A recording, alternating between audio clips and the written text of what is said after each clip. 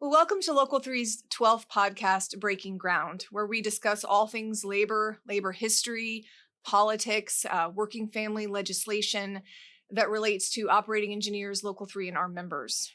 Today, I'm happy to have with us all the way from Colorado on the old Zoom screen, Christina Turizo. And she's going to discuss the important topic of mental health. And she works in Kaiser's mental health department, and thousands of our members may not know about all the resources available to them. And she's going to give them some tips and some tools.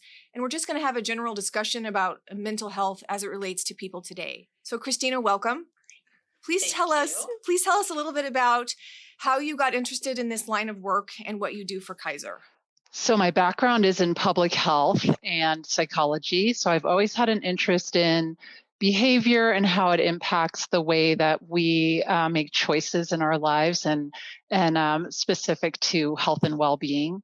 And I have a master's degree in public health and have done consulting work for Kaiser Permanente for years. That's been more specific to overall well-being and how employers can really support their employees to make those healthier choices.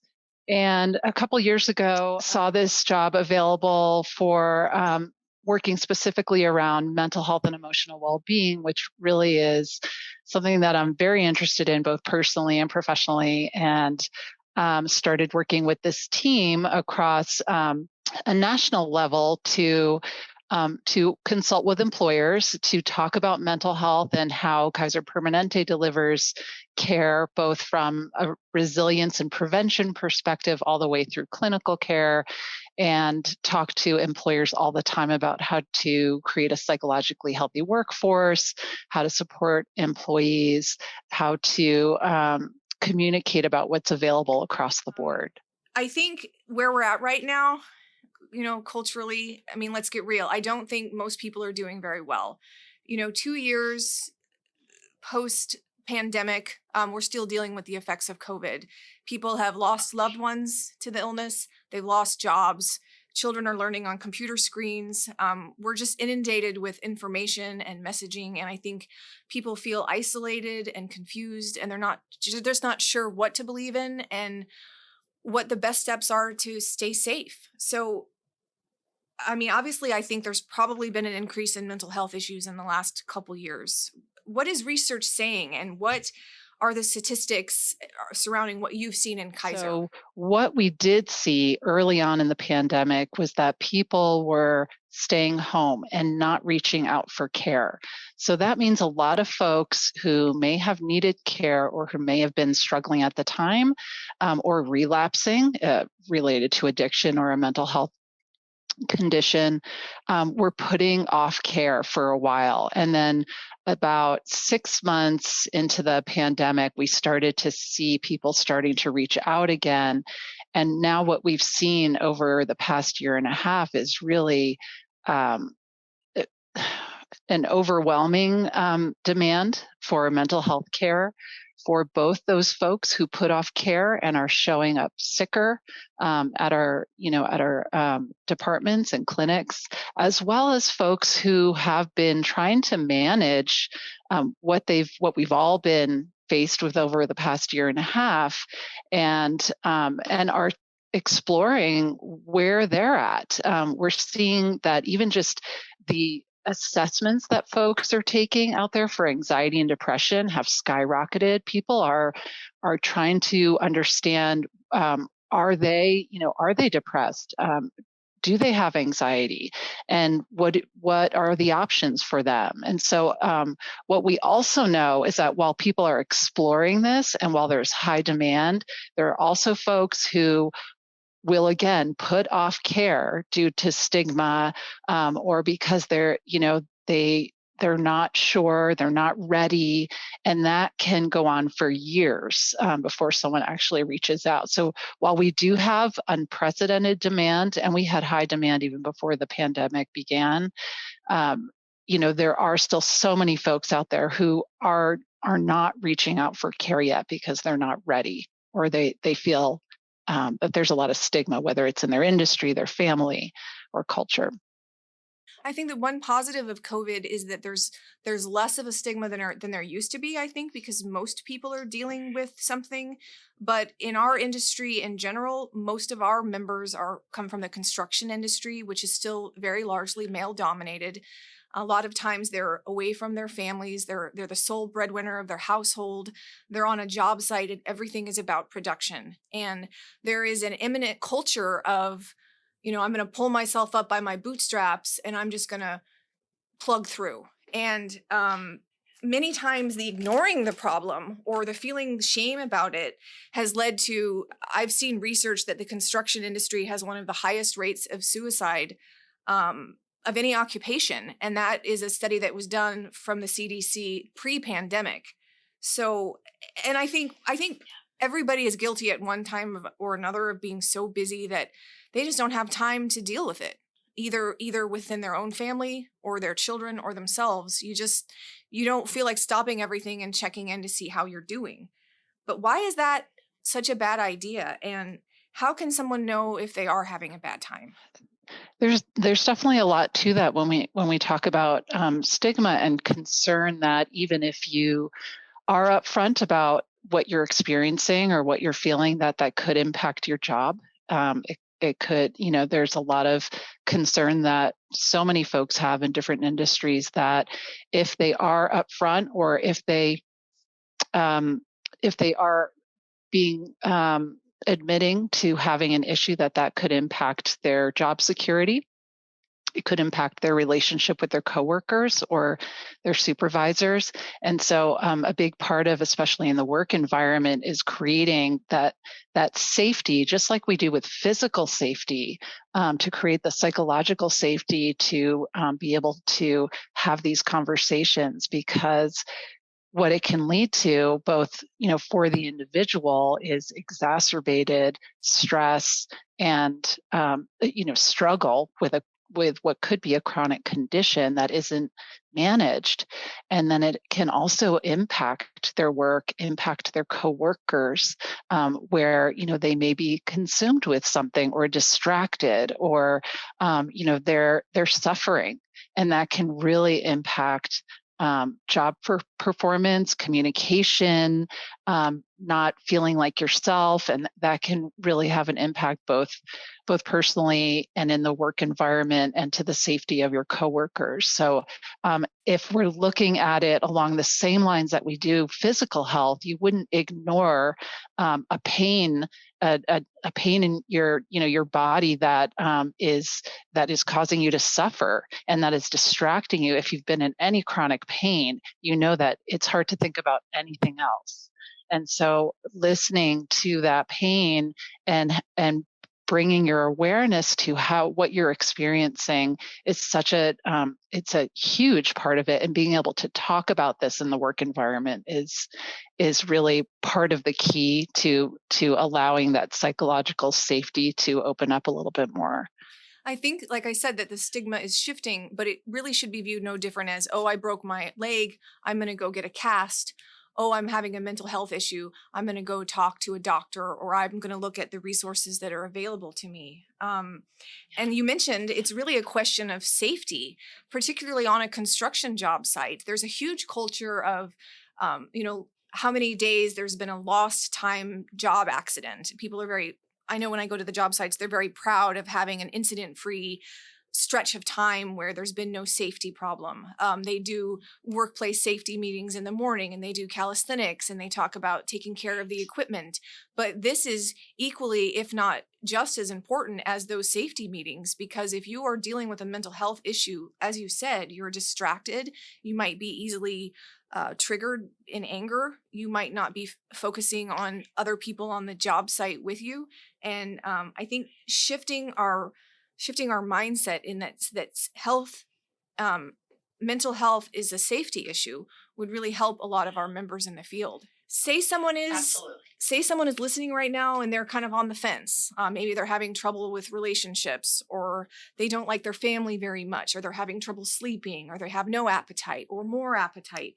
Talk a little bit about the self-assessment that Kaiser offers. Yeah, there are quite a few things and resources to be accessed here. If you're noticing that you're not feeling like yourself, you're not sleeping well, you're have a shorter temper, or you're having a hard time concentrating, which number one are all things that you may be experiencing as part of the fatigue of the pandemic. So it doesn't necessarily mean you have a clinical condition, but this is where you pay attention to what's going on, just as you would, if you're not feeling physically healthy and you want to eat well or get more rest or exercise more, you want to pay attention to what you might be experiencing. And so you mentioned the assessment. There is a depression assessment that you can do online at kp.org. There are also links to the findyourwords.org page, which is a public awareness mental health page that Kaiser Permanente has helped sponsor. And there's also an anxiety assessment on that page as well. But you basically answer a number of questions to get a sense of where you might be at on that scale. And that's when I mentioned those assessments, the number of assessments that people are taking has skyrocketed because people are aware that things don't feel right and they want to explore what the possibilities are. And so that's a great first step to just build that awareness, to better understand where you might be at. And then at least on the kp.org, and there's a kp.org/ self-care page that gives you a lot of the different resources, including that assessment where you can look at some options that you can explore, whether it's a self-care program, whether it's reaching out for telephonic coaching to manage stress, or some of the applications that we offer, the Calm app and My Strength app, which look more into mental fitness or cognitive behavioral therapy techniques where you can start to explore how you're thinking and sometimes spinning can really impact your day to day and how to manage those thoughts and feelings as you go through your day. And it's practicing, it's skill building, just like we would do with anything around physical health. It's learning those skills that can build your resilience. So when things do get really tough, you know how to manage it.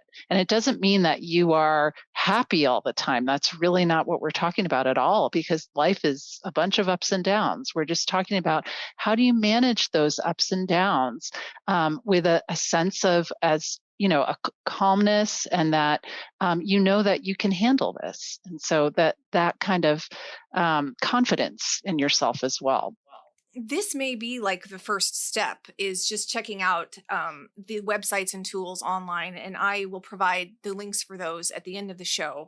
But I looked around on those pages and found just a lot of really cool articles that are constantly updated, whether it's talking about mental health with your kids, how diet can impact your mental health, how when left untreated, mental health can then have a physical component. And it was very fascinating. I went down the rabbit hole of all of these things that are very relevant to where we're at right now. And I think that is a great kind of first step, like you mentioned, is just go to the website and just kind of look around there. You mentioned the apps like the Calm. I think for Kaiser members, and there's probably some stipulations, but you generally have to pay for that app.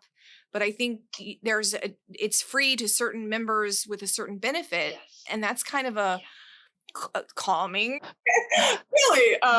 It's a really cool app. And I know I have people who pay for that app and use it. Yeah, absolutely. You get the premium version of Calm, and there's the My Strength app as well. And Calm is, it's not just about doing meditation or mindfulness, although that is a big part of it, and you can do a 2-minute meditation if you want, but there are also master classes on there that are really interesting by different celebrities or athletes that are really helpful and based on what you might be interested in, whether it's parenting, whether it's mental fitness, focus.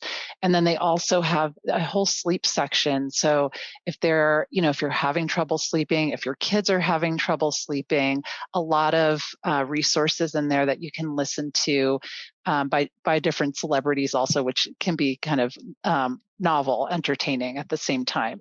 And then the My Strength app is really more focused on if you're feeling like you're having a hard time managing emotions. Let's say you react a lot, or you're feeling really anxious. You can look at some specific modules where you learn a lot about the topic itself, and then you learn some very specific strategies on how to manage those feelings. And so it's another great precursor if you're just trying to manage where you are right now. And it's not that you are having you're not able to function every day. You're operating every day, but you may be trying to work on something or work through something. And so both of those apps are really there for that sort of preventative and just addressing some things that may be coming up for you during this time, which is very common. Most folks are at least feeling some tremendous fatigue right now. It's also worth mentioning that if you don't learn sort of these healthy coping skills, or just take a little bit of time to maybe rewire your brain or figure out how to handle different types of stress, you can try to manage them with unhealthy behaviors, which can, lead you down substance abuse and chemical dependence. And Local 3 has a great benefit available for members who find that they are struggling with chemical dependence. It's our assistance and recovery program. But if you can catch yourself before an unhealthy coping strategy turns into a full-blown addiction, you can save yourself a lot of hardship. I think that's worth mentioning. I think a lot of people have been guilty at one time or another of just covering up a really bad feeling in turning to an unhealthy coping skills, whether that's sleeping all day, eating a bunch of sugar, isolating, avoiding family, turning to alcohol or drugs. And that's, I think we've all made unhealthy choices at one time or another. When it does start to become part of your day to day, and you're seeing that this is what you're turning to, this is how you're distracting yourself from emotions, or how you're trying to manage some really tough, difficult feelings. That is really a clue to really explore what might be going on. And actually, there is an addiction assessment also on the findyourwords.org site. I was just looking through it this morning, and that could also be really helpful to just be able to assess, like, where am I at? Like, I know I've been sort of leaning on this. Well, you had mentioned this findyourwords.org website, and what's really cool about Local 3 is that it has very much of a family or community feel, and people, can go through the apprenticeship program, journey out, and be on the same job site as someone for a lot of their career. So they develop friendships, and in some ways it almost feels like family, like the people on your team or your crew. And a lot of times, when someone's not doing well, maybe if they don't even recognize it. And knowing how to check in with someone on a job site and just telling them that you care about them and you see that something's not right can be life-changing for that person. And I saw on that findyourwords.org, it was really cool because it said, instead of coming up to someone and being like, you're acting crazy, you can say, hey, I'm concerned about you. There's ways to approach that conversation with someone that's not so judgmental, but still lets them know that you're noticing that something seems a little off and you care enough about them to ask. And that's a huge part of, how we can be supportive of each other right now. Yeah. And I think having the resources available, the assistance program that you mentioned, and just being able to, access that if needed, or just have a conversation, to be able to talk about it with someone you trust as well, to just, be able to acknowledge that you may have your own concerns, and getting that support as well is really important, because so many times we're concerned about expressing what we're feeling, and it can be really hard to bring it out, and then oftentimes that makes it even harder because then we're holding something in, and it makes it difficult to manage even more. So being able to talk to someone you trust is really important. Yeah, like, hey, I care about you because you can do really good data entry, but I also care about you as a human being.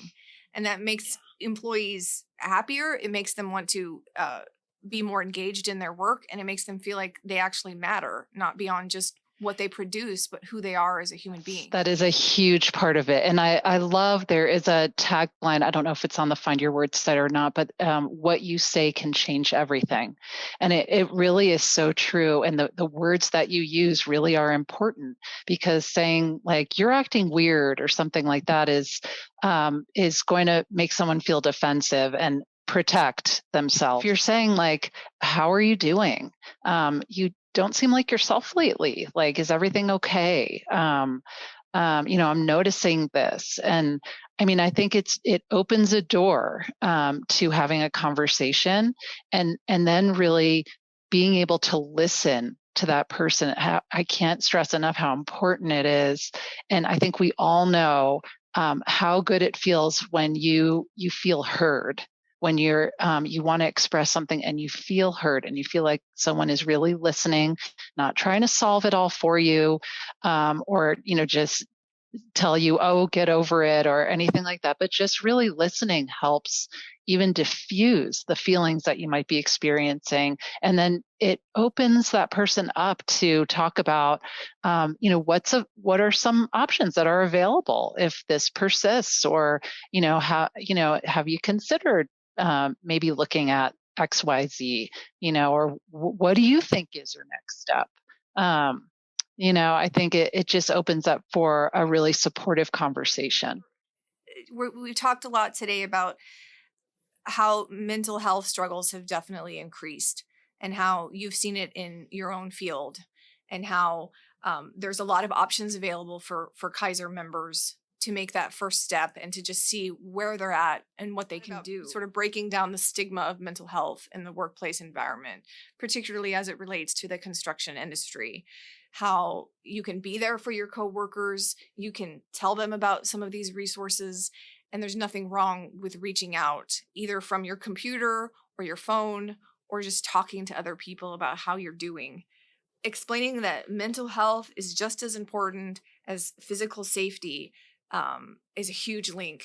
You can avoid workplace accidents by being mentally fit and mentally healthy. Can you talk sort of anonymously about maybe some of the success stories that you've seen of people who have sought help, gotten some tools, gotten the treatment, how that journey can sort of impact their quality of life? I don't work with individual members. I know that a lot of what we talk about with organizations is to be able to having trainings that everyone may attend, whether it's manager trainings, all employee trainings, about infusing mental health into the conversation, and being able to learn those skills about supporting each other, and the impact that has in building trust and avoiding any accidents, or keeping the environment psychologically safe. And so a lot of the employers that we do work with have done multiple trainings, and are really